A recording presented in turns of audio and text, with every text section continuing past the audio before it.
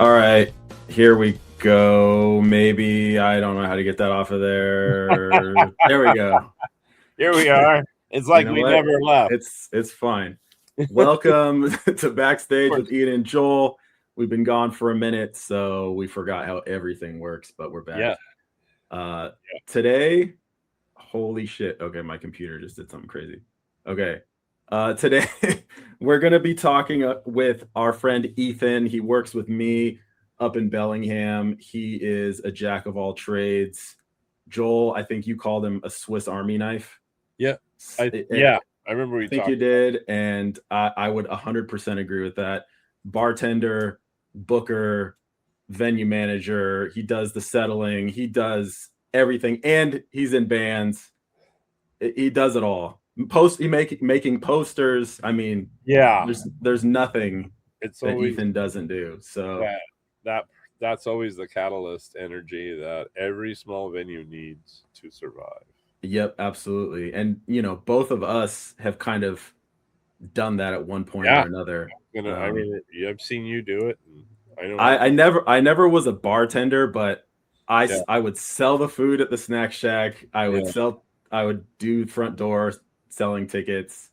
I would sweep up and clean all the garbage and clean the bathrooms and do all that stuff. And very rarely would I help load in because everybody knew I was incompetent with gear. But No, I don't know. I think you just weaseled your way out of it. yeah, I was like, man, guys, I suck so much. You don't want me to do Yeah, because that. I remember moving that barricade at one time, and I was like, "Holy crap, this kid is strong."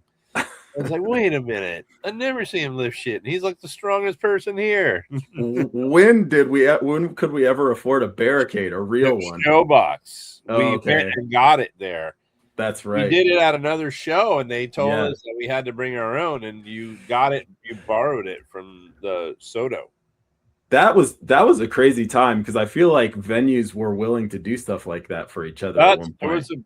there was totally we it was very understood that it was like we were, yes, we competed, but it was like a friendly competition with understanding, Hmm.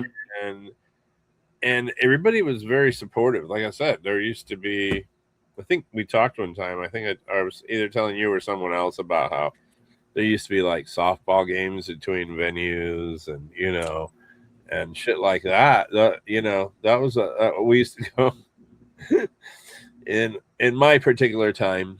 There was a time where a bunch of us on Monday nights used to go drinking, and Back yeah, in the day. yeah, yeah, Yeah. funny stuff. But yeah, well, I mean, it helped too because then you'd bond with each other. I remember, I remember specifically when I was at Graceland, and Studio Seven was kind of getting going full tilt, Hmm. and they had to come several times and grab oxygen a tank. I mean, what do you a CO2 Mm-hmm. tank from us because they didn't, Oh yeah, they didn't weren't they didn't have prepared. anything worked out yet where you have it dropped off and all that. Yeah, I think that There was a I lot of don't. support there, and we were direct. Sorry, but I just wanted to say we were direct competitors, and we Oh, were 100%. out. Yeah. That's kind of a cool thought though, is like venues getting together, or at least staff from venues getting together and like talking shop, because then you kind of understand what trends are happening at different venues. Because when you're just working at your venue, you're not interacting with other um, staff or Yeah. bookers or whatever. You're kind of in a bubble, and you have to just trust that you're doing enough research on your own to kind of know what's happening. Well, this is But the fun part because we get to talk to someone who's in it now, as exactly. opposed to us who are got put out to pasture a long time ago. Yep, I So, know. Hey, I'm still sort of doing stuff. no, I know. Hey, we're both. Well, We're I know, both kind of doing stuff, but not the role we. not like Ethan. No. So the big kind of question that we wanted to talk about today, since we've got an expert bartender on hand, is to talk about a topic that has been kind of bouncing around for a long time, and that's low alcohol sales at venues and how that's impacting um, a lot of live music, because it really is. And so let's bring Ethan on. I referenced all the things that he does. I mean, he's in a couple of killer bands, Gallamaker and Verstect. You can correct me here in a second, Ethan, if that was incorrect. And a few other projects, plus Bartender. He does it all. Let's bring him on. Hey, Ethan, how's it going? Pretty good. How about y'all? Doing all right. I did I pronounce your band's names correctly? You did. You nailed it. Yeah, you nailed it. Fuck yeah. Hell yeah. Verstect, right? Verstect, that German Spectre. Okay. Hell yeah. Got all right. All right. Yeah, man. Thanks for doing this. I know we work together, but we don't get to talk shop that often. But yeah, man. So let's get into a little bit about like the main kind of conversation that we wanted to have here first, and just like maybe like your overall view of whether you've seen lower alcohol sales in the last few years or not, or if that's just, I don't know, if that's not something that you're seeing. I only started bartending post-COVID, so it's like I almost have only like after vision of how it's been. But I do remember being at the shakedown as like a little shithead, and it definitely, I don't know, I'd get hammered in my early 20s. You definitely don't see that anymore. Like, I think we've both seen it with a lot of the like younger hardcore shows and stuff in particular. Like, people don't drink. But that being said, you know, they're getting like liquid deaths and stuff like that. Like, there are things to get. It's just not alcohol. Sure. That kind of ties into what you were saying, Joel, is that, you know, what kind of alternatives are out there to increase sales at bars? Because that is like the lifeblood of a venue like the Shakedown or any 21 and over club is alcohol sales.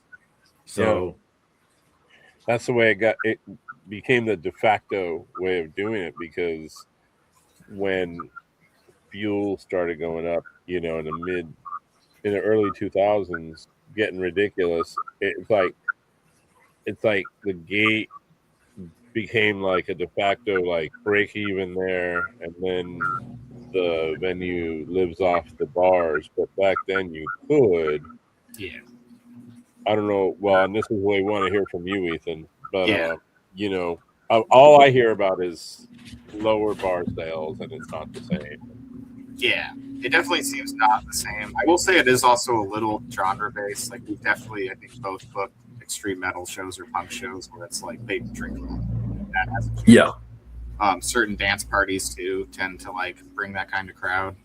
But then again, there's some genres where it's just like, and demographics too, mainly younger people, where it's like, they're not drinking at all. Right.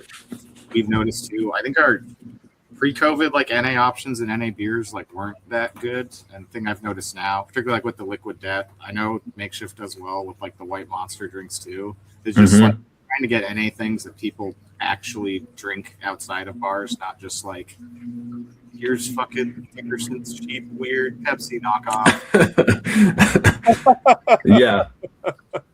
Yeah, no, I think people just want something, and it doesn't have to be alcohol based. And I think some venues have been slower on the uptake on that. I know we've been doing a good job providing those options for people, but yeah, it's been interesting to see like some of these shows that we did pre-COVID. I remember seeing bar numbers that were like crazy, like $2,000 bars for like a smaller clubs, like can be pretty good. Yeah. But it's very rare that we're hitting that number anymore. No, it's like sold out show numbers. Yeah. It's the only time we really see 2,000. Yeah. So and go ahead, Joel. No, just so we are looking at huge decreases in bar sales overall. For sure, yeah. Right? Would you say, now I know COVID had a big gold rush when everything reopened. Yeah. I was still working, bar venue type spots, and everybody was getting tipped really well because everybody was just happy to be back and all that. But after that, it seems like it flatlined. It definitely in terms of all those extra like boosts and spikes and big days, and then it's just kind of now. I guess this is where I wanted to go anyway. Now I was down in Portland at the Wonder, and they had a CBD soda kind of brewed thing on tap, Yeah. and neither my wife or I drink, so like we gravitated to that. We really enjoyed it, and they were able to charge like pretty much the same as a like low cocktail, high beer kind of price, and there was like people lining up for them. Is that a thing that like everybody should start thinking about, or I do know last year when our boss went to Eva, CBD sodas were like the big discussion. I think we looked into it, and I don't quite know. I think there might be. Yeah, I think there's like something to do with Washington law that's not allowed yet. So I was wondering because that's why I pointed out that I was at the Wonder Ballroom. Mhm.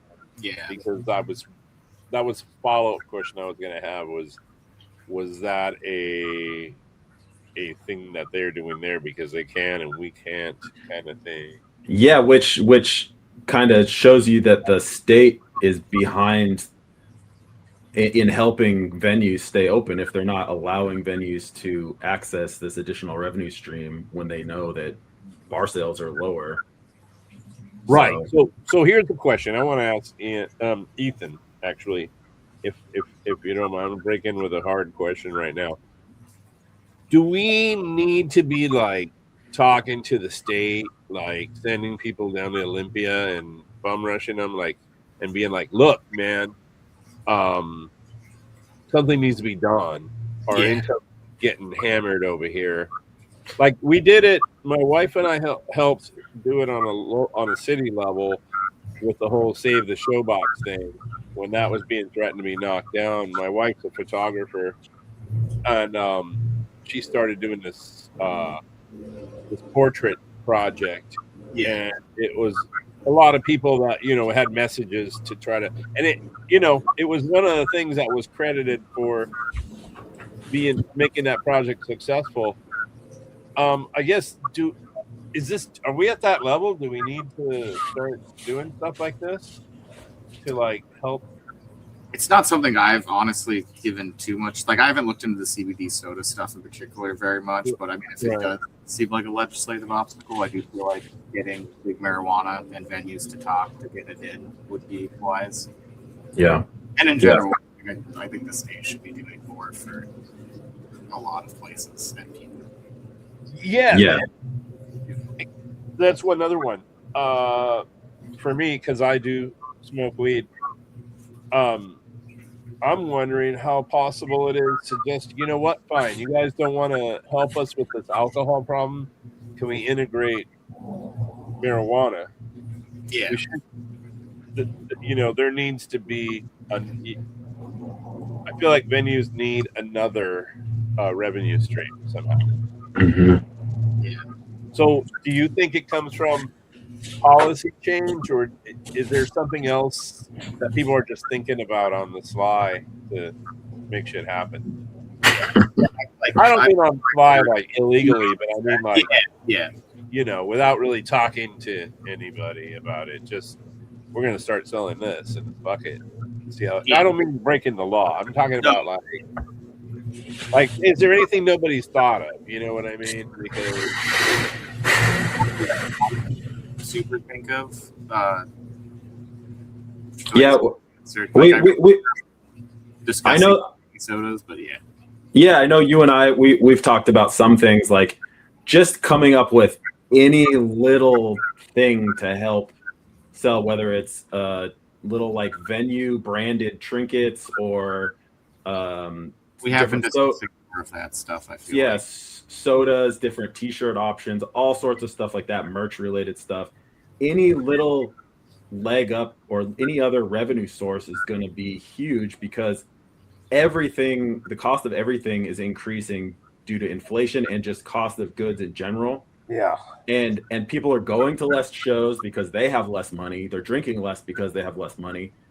So there's all these things impacting live music, but it doesn't feel like there's a lot of movement besides what Neva's doing and the conversations they're having to like really support venues, bring in new money.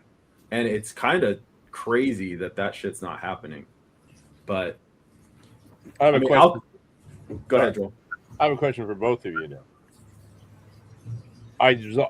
In doing research for this episode, I was noticing there was also a few articles popping up about how the door costs at clubs are going up.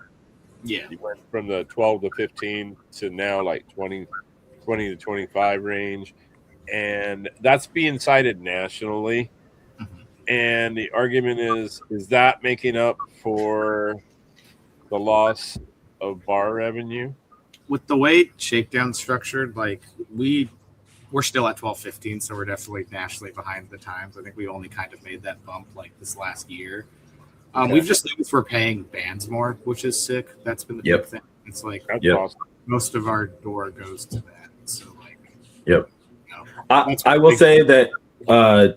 Sorry, Ethan. Yeah, I have noticed a lot of the touring acts coming through are wanting to do 25 and 30 tickets, 20, 25, and I'm like, to me those numbers sound crazy, but I mean.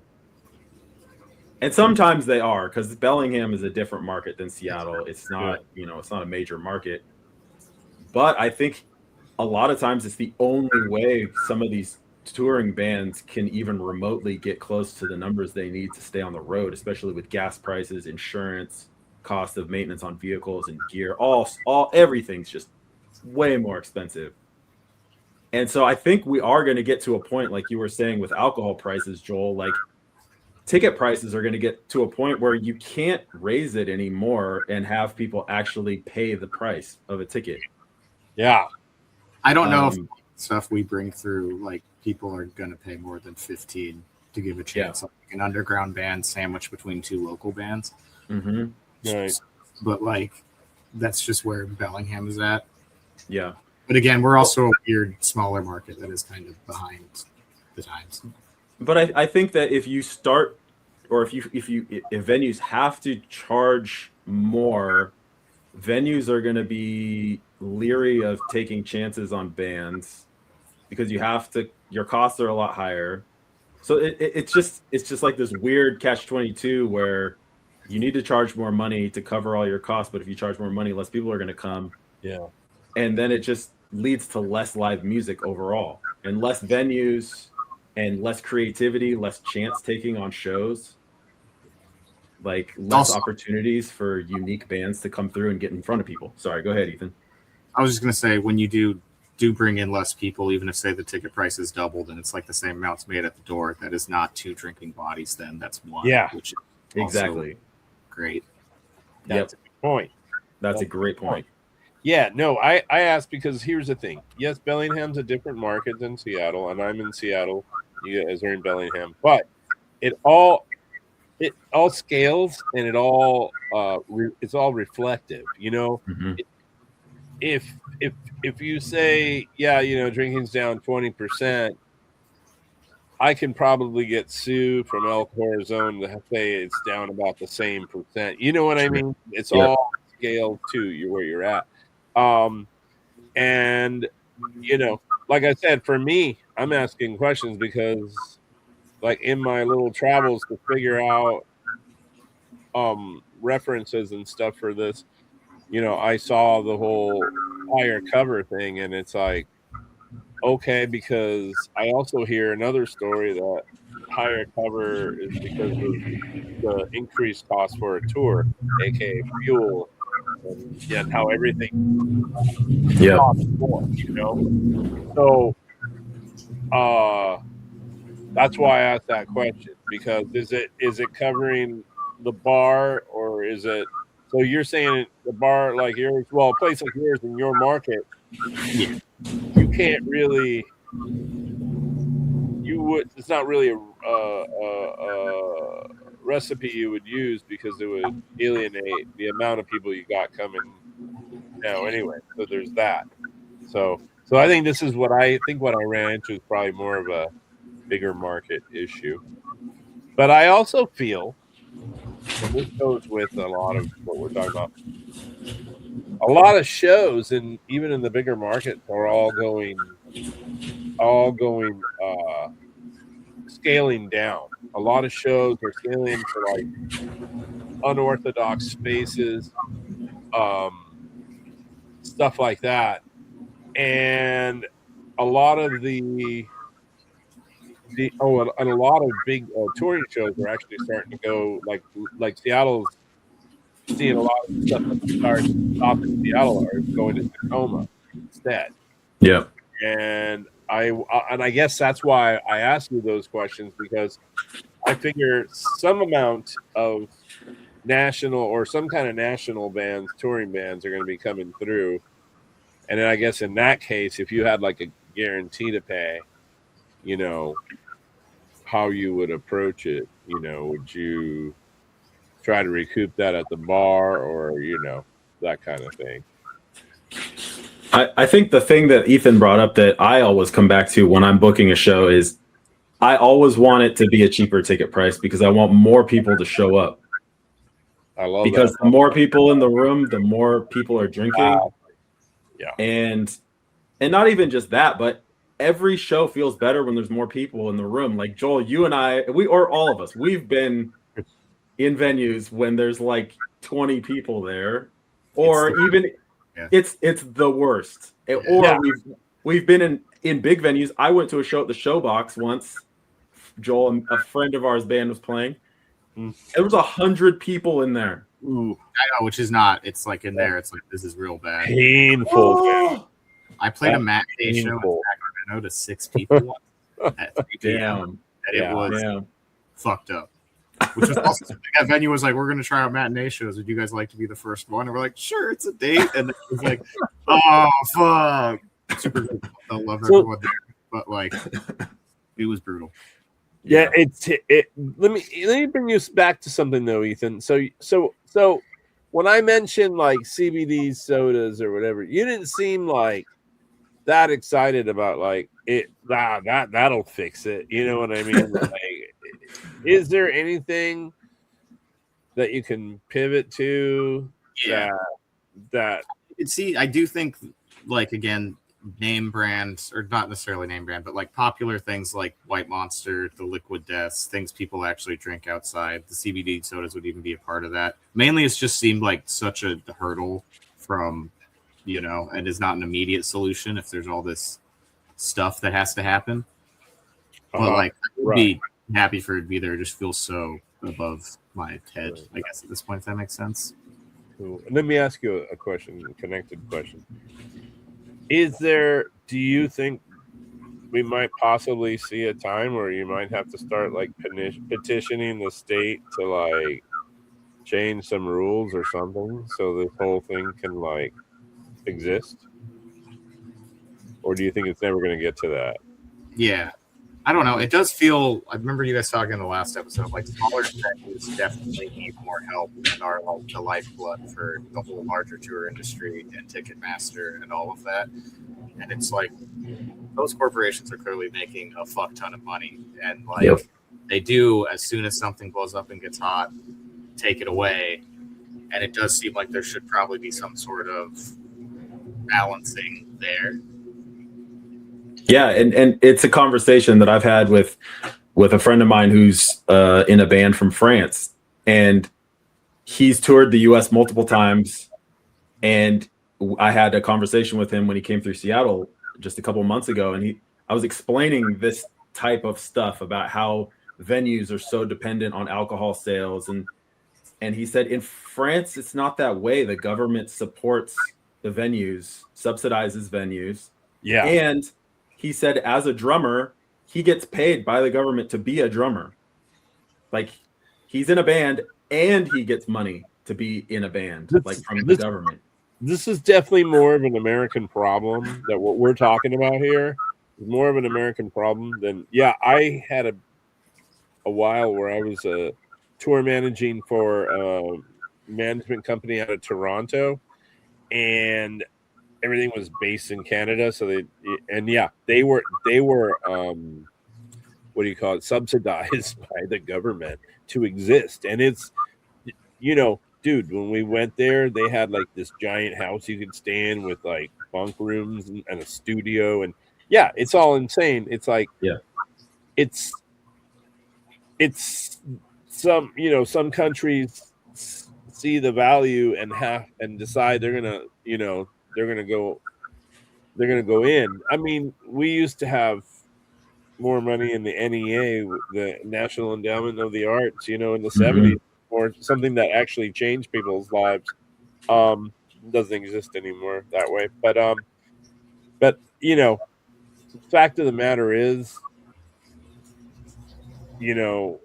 we're talking about which uphill climb is uphill, changing a law that says the bar can sell something else just to help subsidize what's going on, or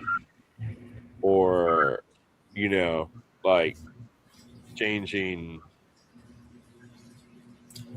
laws. I do think in society and culture as a well, mainly our government, it doesn't arts. We've obviously seen that. It doesn't even view its people. All of that is super fucked up and needs to change. It's obviously not going to happen under the current administration. Yeah. I think this is unfortunately a conversation we could have for the next 20 years. And it may not even change. It's probably just going to get worse. Yeah. Unfortunately. Yeah. No, I mean, absolutely. I hear about other countries with like venues with apartments above them that bands get to stay in. It's like, that's the Europe. That's so sick. And Canada, actually, I've been to Montreal too, where they've had setups like that. Yeah. Like, it was like standard for, and that's the thing, and that's another thing. I'm when I ask a lot of these questions, I'm not thinking about the upper 5% of the music echelon. You know what I mean? I'm thinking about the actual people that grind it out day in, day out. Go to van, I know a few people that make a living that way, but this is more what's interesting, because that's the nucleus of the touring world. There's only so many people at the top, you know what I mean? Yeah. But the other 95% is what's actually making it all occur. Yeah, they're keeping it going for the rest of the time. And that's what I want to find out. I want to find out how it is for people in Bellingham, because what are you doing to stay, to survive these kind of things, economic things, political politics lead to all this shit. Let me ask you, Ethan, have politics like ruined any kind of flow of people coming down from that would have normally come down from Vancouver? Yeah, absolutely. We definitely, with everything, again, Trump and his fucking all that shit, like people just don't come down anymore. A, because it's a pain in the ass, and then B, because they don't want to, support America right now, which I completely agree with. Totally. Yeah, I don't blame them at all. They, do come down. The best neighbors ever. And, a few Canadians have come down. I don't remember which show. I think it might have been like Theater or Hate or some sort of name we had, but he explicitly came like, I'm only coming down to see this band because I like America. Yeah, man, I agree. Yep.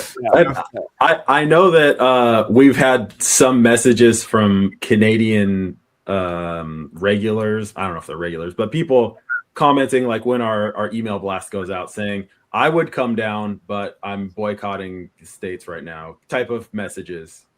And so, I mean, Bellingham being so close to Canada is taking probably a much larger hit than Seattle might.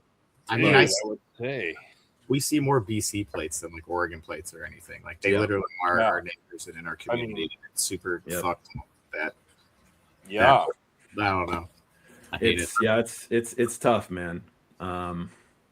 I don't know. It's frustrating, but to kind of bring this back around to some questions that I had for you, Ethan, about, you mentioned being on tour and playing that super fun show. it kind of got me wondering, like, how did you get into bartending? Were you in a bunch of bands first, and then it just became something that you did, or what? Yeah, basically what happened. I started off cooking and janitoring there before COVID. Okay.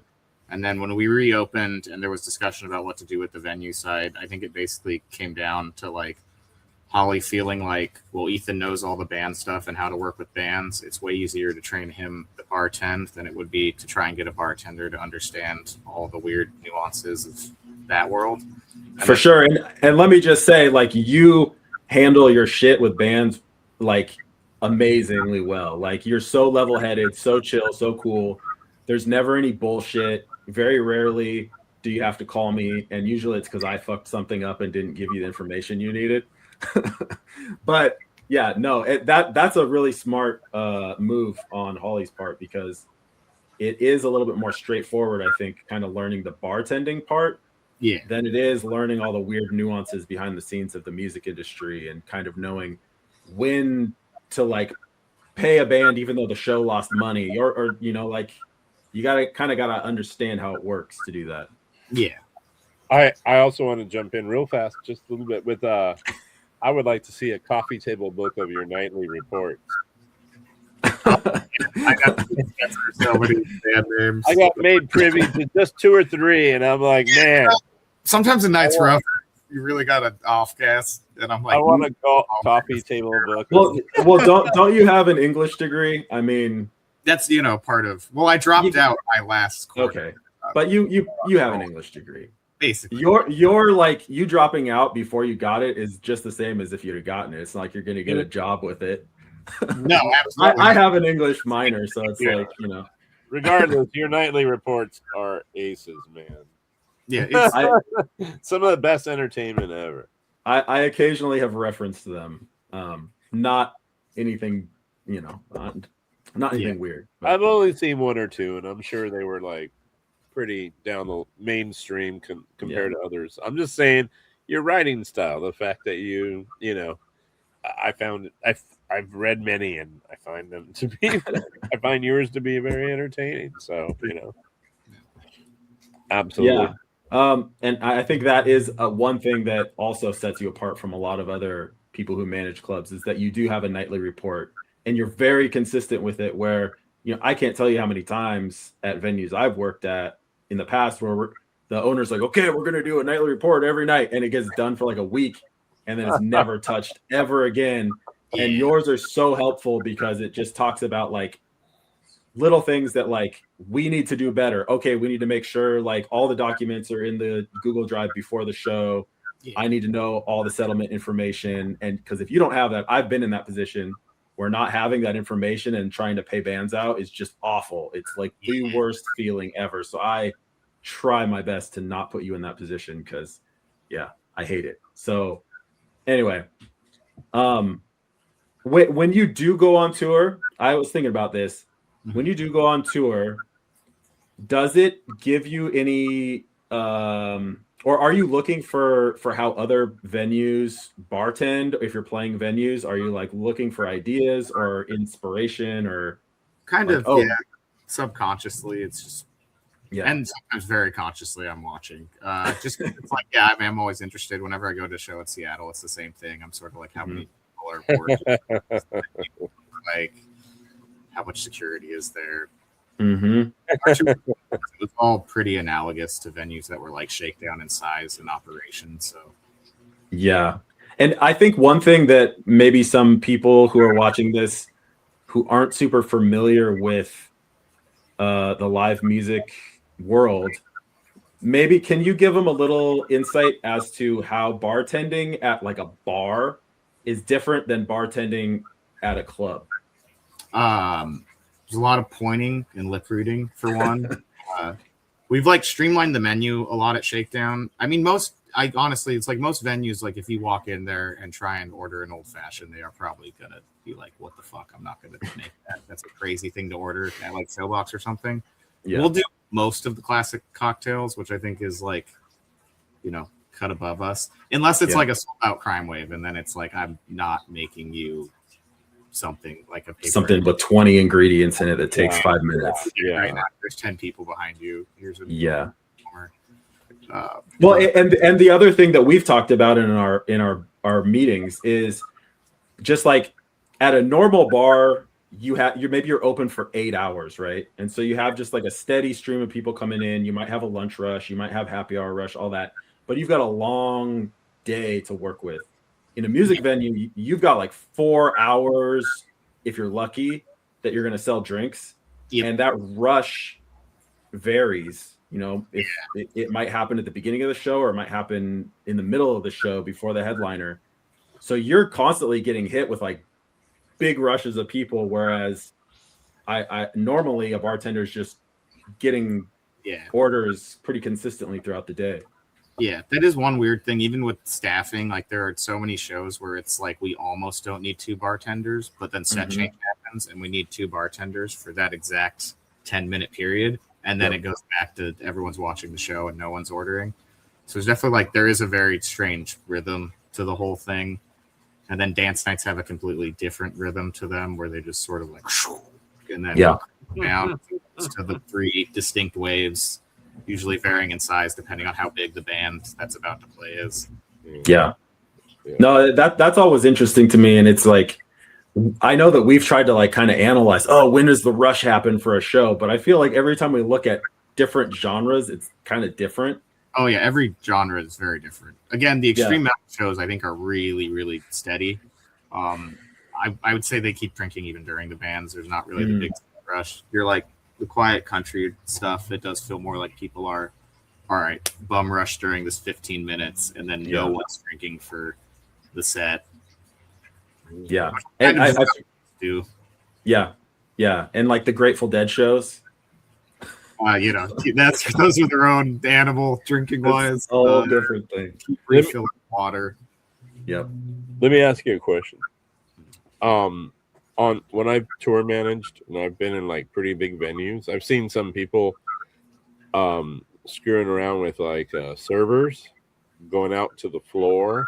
Now I know you guys are a small place and all that, but do you think? Wait, what do you mean screwing around with servers going out to the floor? Sending a server out to the? Yeah. Sorry. Okay. I totally worded that like an idiot, but that's not how I do. I thought that's what you meant, but I wanted to clarify. Sorry, I just realized what a terrible choice of word that was. Experimenting with having servers and going out to the floor and taking drink orders and taking them out to the floor. Now that I've seen that only in bigger places. Yes. I'm not asking specific to you. I'm asking to you as a person who works in this industry. Do you think that is something more people should be doing, especially in bigger places? I could see like a, I don't know, table jazz country type quiet show, it making more sense. To shake down the way it operates in the frantic nature of a lot of the heavy shows, it's like there'd be wrong of people. But it's like it would make sense during a quiet jazz show, and I would also be curious if it would make, because like as I said, there's that bum rushing between sets. I'm curious if there was someone walking around table to table in that environment, being like pushing it on them more. Yeah, because Joel, I don't think you've been on any tours with quiet jazz bands or folk music. But I mean, I literally saw him doing. I've seen it. Yeah, no, it's probably more rock rooms, but I've seen it. That's the thing. I've seen it happening in more SRO rooms lately than not. Standing room only for anyone who doesn't know what Joel's talking about. Yeah. I'm gonna have a vocabulary thing at the bottom. Right, no more SRO, no more screwing around. We should probably keep a list, Ian. Anyway, I got one. I saw it at Danzig at big arena over here that I forget the name of because it's not really a place I go to. You know, and like it wasn't the big arena part; it was the exhibition hall part, Seahawks exhibition hall. So it's like, but it's big. It's like, what is that? That's like 4,000 or 5,000 people, and they had servers coming out to people. Yeah. And I was kind of like, whoa, A, that seems pretty dicey, but B, that seems like a good idea to get people to, not forget about the bar. I don't know. I'm just asking what you think. I pretty much think that I could see it, working in the sense, people do not want to lose their spots during shows frequently. Right. And also, it is that constant reminder and a convenient reminder that, like, I can get alcohol. And if you want to get in the good graces of a music venue and you're in a band, just tell people to go get drinks and tip the bartender well. That always goes over well. It also works a lot. That's the thing. It absolutely works. It does work. It goes back to Ian, when you and I were talking about being more communal.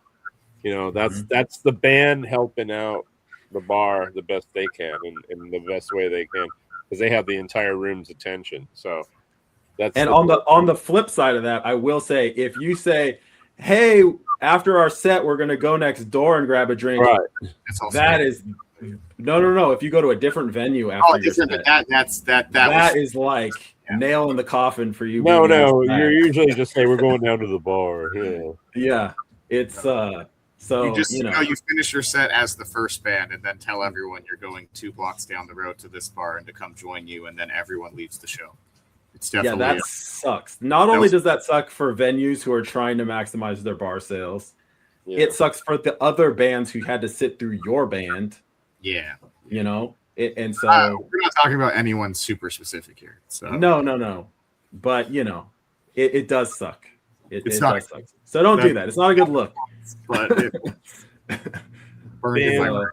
everybody's got to be support. It's still, it's one of those things. It's like none of it works without each other. So it's like everybody's got to help each other out, especially when, like, one thing I realize a lot of bands, younger bands mostly, when they come in and they start playing shows at venues, they don't understand that, like, they're in business. They have done a handshake deal with the venue that night.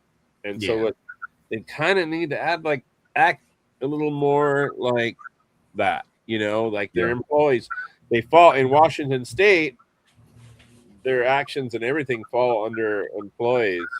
Yeah. So, if they, violate rules, whatever, the state can come down hard on the venue. So I feel like when bands go play shows at venues, they need to be a little more cognizant of how to help venues out, and vice versa, but 100%. Like, we always talk to be reminded more. Well, we always talk about, like, and I know this is something that we're very lucky to work where we work, because Holly is always thinking about how to make sure the experience for the bands is better, and we're always trying to get more money to the bands. It's I wouldn't want to own a venue right now. It's really, really tough. The margins are super, super thin, and I think a lot of bands don't know that, or if they do, I don't know what. It's a business. When you're playing a venue like an actual brick and mortar venue with staff and employees and overhead, it's expensive. So, grab that extra drink if you can, because that helps everybody out. Speaking of that, I have one last thing for you, Ethan. Can you quickly, just for anyone who may be interested in getting into live music, I know being a bartender is a great way to have a job in the industry with flexibility to be able to be in a band and go on tour and do all sorts of stuff like that. Can you give us a kind of brief rundown of what a normal day looks like as a bartender? Like, what time do you wake up? Do you have to do stuff at home before you get into the venue? When you get to the venue, what does your kind of day look like before the show and during the show and after? Just kind of quickly. Yeah. I usually don't wake up till like 2 or 3 p.m. because, there you go. It's like a really big show. I will usually nervously check like the ticket, make sure the day of sales is correct and all that. For most shows, I'm assuming it's correct, and it pretty much always is. So like that's fine. I usually make sure the paperwork is done before. Typically, I come in on like a Sunday or Monday and usually do it for the week. But again, for a bigger show, I'll go through and double check all that. I'll usually do that at home on my phone, laying in my bed because it's easy. And just like boom, all right, that's all working. And then make breakfast. I usually get there like an hour before doors. At that point, the door person's usually there. They've already checked in people and started doing that, sound techs checking them. And then I just sort of set up the bar, get the payment sheet set up for the night. And then, usually have like 20 minutes before the show starts. What do you have to do to set the bar up typically? Cut fruit, put ice in the well, make sure all the liquor's stocked. Sometimes there's a bar back who's doing that for me also. Mm-hmm. And then that's pretty much it. Okay. And then during the show, you're kind of keeping an eye on everything, which is not normally what most venue bartenders are doing, but you're, like we said, a Swiss Army knife. You're kind of keeping an eye on staff, everybody that's in the room. Kind of, you have like a one eye on the bands to make sure you're not seeing anything weird going on with them, like they're unhappy or something like that. So you got a lot going on while you're making drinks, which is impressive to watch. And then at what point do you start wrapping up tickets at the front door? Like, when do you typically, Usually we'll do them when the band announces their like last song. We might pull it. Sometimes it depends on like the vibe of the night. Also, like one of the things about, I don't know, being in a college town where we're at, sometimes the door is like a protection against just drunk, wasted college bros on their way to the Royal. So sometimes we keep it up till like the last minute just to be like, no, it's $15. Doesn't matter. They're done for 5 minutes. They got to get paid. Yep. And so that's nice. But then like a very small, quiet local show where it's clear people have stopped walking up to the door, I usually pull it before I kind of start getting that ready so I can hopefully just hand the band the money right when they're on. Okay. And then most nights you are settling up the tickets, doing the finals sheet that you're going to then break down payment to everybody while you're still bartending? Having just been doing it for years, I will normally, depending on if it's slow enough, just start doing it because it's very second nature at this point. Yeah. If it's a big crazy show or a guarantee or something like that, that's when I'll normally like wait until the bar is completely closed out, and then I'll go into the office and do the math. Okay. Really cool. And then you do the payments to the bands, and the staff get paid just like it's not like when we were working, Joel. They get paychecks. Yeah. I know. It's like professional and shit now. I've discovered. I know. I've discovered. That's good to know. That's cool. And I think that gives people a little bit of insight, because there's a lot of bands that leave early and they're like, hey, why can't I want to get paid now? And it's like, well, hold your horses. Still running. Yeah, like, give me a break here. That's some more band education that could be done. Yeah, dude, it's still basic, but it's sort of like you should watch all the bands and stay till the end of the night and be present in the venue. That's also just another little thing that'll sometimes happen is bands will get all their drink tickets and everything and immediately go over to the racket. And it's so like critical during that 8:30 to 9 window on smaller shows to be like, like bodies in the room drinking. The 5 of you all over there is like 5 less people in here looking like they're having fun. So when someone's walking past, you're seeing a dead room, like, things like that are just important. And I don't think people fully think about them. No, I mean, there's a lot of things that I think are just obvious, but then I talk to people who are not in music and they're like, I never even thought of that. And it's like, great. Well, that's what this podcast is for, is to share some of that stuff with people and hopefully get more people going to shows and tipping Ethan like 50% every night. That'd be great. We're pulling for you, Ethan. But anyway, thank you very much for taking time out of your morning to do this. Hopefully you can get some breakfast now. It's about to be breakfast time. Okay. Yeah. You must have stirred up quite an appetite. Yeah. All right. Any for your input on all these? Anything else you want to share with people? Where can people hear your bands and any shows coming up? Yeah, I think our Gala Maker on Instagram is just kind of the best way, and then I think it's like Verstick Band or Verstick Official or something. Okay. And I'm in another band, Gunny Sack, also. Okay, cool. Through Hell band. yeah. They're- Well, we'll put links under the description of the YouTube thing and share out obviously some can't links. do a show at the Shakedown. I'm usually, always there, and it's a fun place to be. It's a great It place is to a fun be. place to be.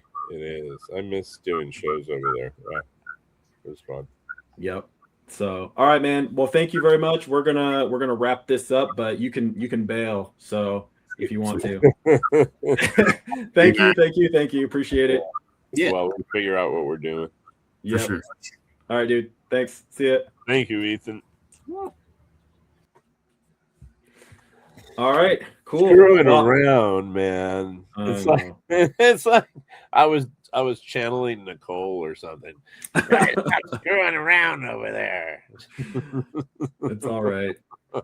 If I knew how to edit audio better, I would drop some funny word in there, but I have no idea how to do that. What do you So we're mean? just- like I would it wouldn't be screwing around. It'd be like I'd come up with a funnier word to put Why in did there. I come? Oh, hang on a minute. No worries. What's the matter, Bobby? You want to get up? All right. I got a little dude that's not feeling too good, so Uh-oh. I wouldn't be doing a very good. I assured the missus that I'd watch him while he was resting, but he was trying to jump off the bed, and I'm like, no. So Yeah. thank you. Sorry about that. Yeah, Anyway, no worries.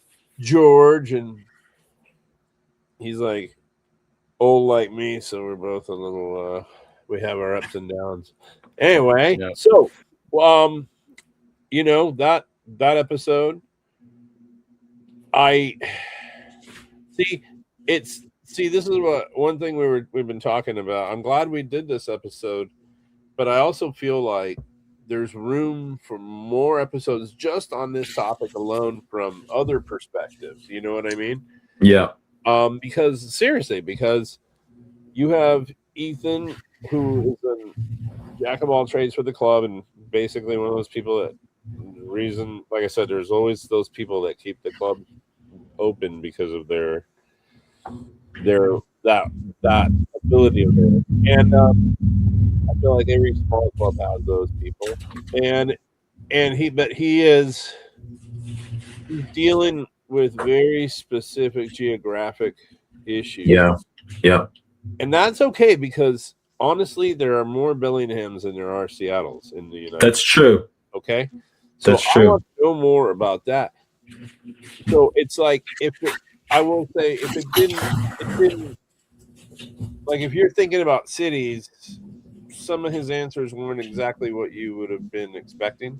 Mhm. But only because here, being in Seattle, I hear like when people really get hit hard, But what I like about it is, for instance, there's another angle that a lot of places don't have, is the whole being affected by the lack of Canadian visitors. Yep. And I can tell you, we even feel that in Seattle. I know damn well you guys are feeling it, because, Bellingham, a lot of people have always quipped, it's like way more, it's more Canadian than it is, in the American. And it's just up there. It has more, it's going to relate to what's closest to it. And you guys have a unique perspective about this stuff. So I'm really glad to hear that. Yeah. Definitely, as we can, I think we should hear from other markets For sure. and find out, ask them the same questions. Seriously, I would like to see that. Anyway, yeah, I think we've definitely seen, not just in the music arena space, businesses struggling from the lack of Canadians. In my neighborhood, Fairhaven, there's been businesses posting about lack of Canadians really impacting their summer already, and we're only in the middle of June. And we've got longtime businesses in downtown Bellingham going out of business. Yeah. And the mayor is implementing a new, basically a new tax plan to support new businesses downtown, because the downtown, continually is like losing businesses. Like it's kind of crazy to walk around downtown Bellingham and there's just like for lease everywhere, and it's like, what the hell is going on? Like, I mean, I know what's going on, but it's just like, can we do something for small businesses? It's crazy. And fact of the matter is, you know, the overwhelming majority of music venues are small businesses. Exactly. So all of those things relate to one another for sure. Yep. And I mean, I think taxes is one place that you really can help a lot of these venues.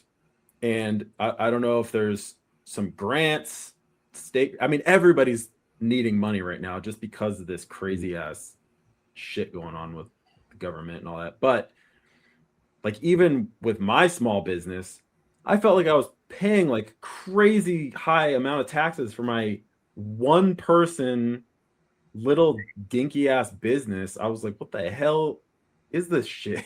Like, yeah.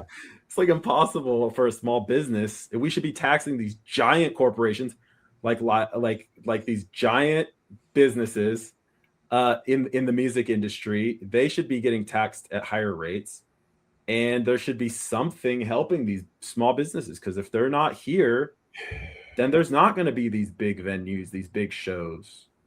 The problem is like, and what's I think that we're seeing a lot more of versus, you know, decades ago, is that we're seeing, you know, a lot of people refer to it as late stage capitalism. I refer to it as cannibalistic capitalism. We are literally capitalism is literally eating itself. Mm-hmm. And the problem is, and I'm not trying to come off like, you know, some anti-capitalist person, whatever. I am very realistic about what situation we're in and so forth. But the problem is that when systems, and I'm talking about financial systems, whatever, corporations, you know, industries, all these things, when they eat up all the resources and they don't put a fair amount back, there's not going to be anything there down the line. And that's what we're experiencing. Also, when technology changes the way you do things, a responsible society takes into account who's going to be affected by this. And how are they going to be affected by this? Can they help society in a different way that's like related to what they were doing? But, you know, like there's a real compassionate society looks at things this way. And I think the unfortunately, and just, you know, talking about just plain realism here, we are at a point in our capitalist cycle that we're far beyond thinking about these things, because everybody's just clawing for what's theirs. Yeah, everybody's just trying to get something out of this because they can see everybody else's. And and I think the frustrating thing and a thing that National Independent Venue Association, NIVA, has shown a light on is like the lawsuit with Live Nation and AEG that originally had a lot of states involved in it, and they were going to go to trial, and it was pretty much going to be a slam dunk if all the states stuck together, the attorney generals for these states stuck together and took this through the process.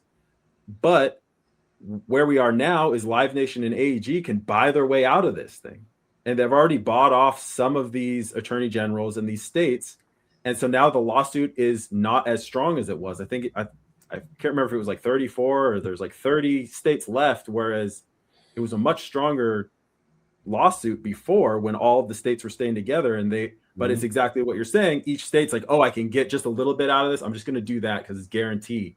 But that's just letting these big players pay their way out of this. Yeah. And it sucks, man. The problem is this, and I'm going to say this to all sides of this industry, is that the talent comes from, you know, a proving ground of some sort. Same with baseball and everything. Our baseball system that we have in this country makes it so kids from all over the nation have access to it. The youth venues and the small venues are the places where these people develop. It's where they happen. It's where they discovered. And without them, what are you going to have as a revenue stream down the line? So maybe the optimist in me believes that some of these bigger entities can stop and learn this, because it's going to affect them down the line. There was a time where everything sort of coexisted in an easier way, and unfortunately, when things become profit first all the time, the everything gets upended, and flips over. And so what's happening, everything is so top heavy, the bottom supports the whole thing, but not if you keep chiseling away and shaping it like a wine glass. So what I think people need to remember is that everything comes from something. And if you don't provide the place for something to come from, then everything's going to be nothing. No, I think that's a great point and a great kind of stopping point for this episode. Although I would love to hear who we're going to have next time. Exactly what I was going to say. We're terrible at this. It's all right. I do have a thing up here telling me what to say next. Sorry, buddy. We have quality people coming up. So next week we've got Tom Long from Real Art, who is someone specifically positioned to answer a lot of these questions about the small, independent, all ages venues. And I think they serve alcohol now, but they didn't for a very, very long time. And they're still here. They're providing a space, a community space for a lot of young people to get up on stage and cut their teeth in the live music world, which is hugely important. Huge. That space in itself is also very important for a region. We'll get into it. What would you say, Ian, if someone doesn't know what Tom's space is called and what it's like? What would you describe it as? It's similar to Vera Project in Seattle. It's an all ages, youth focused community space, music venue first and foremost. It's called Real Art. It's in Tacoma.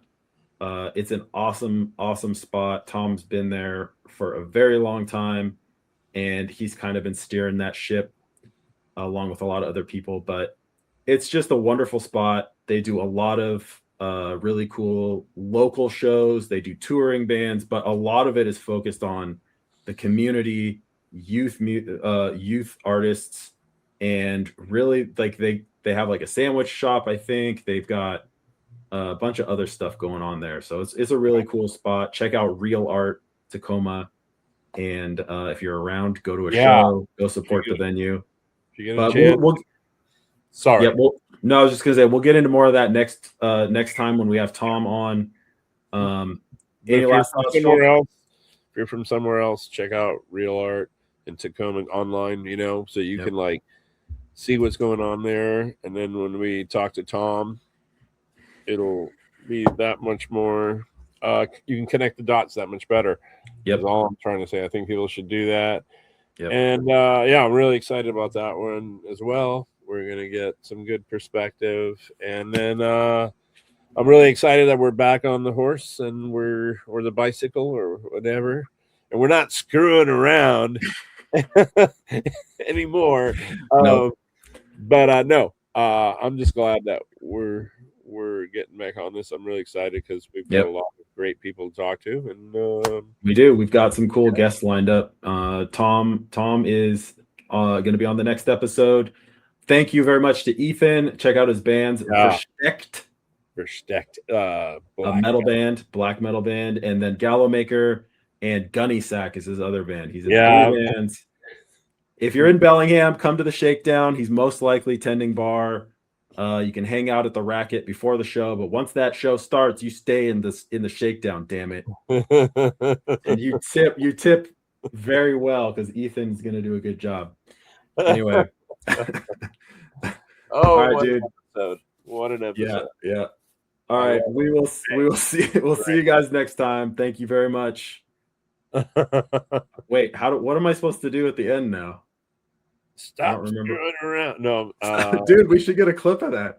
Stop screwing around. I don't know. Right. I thought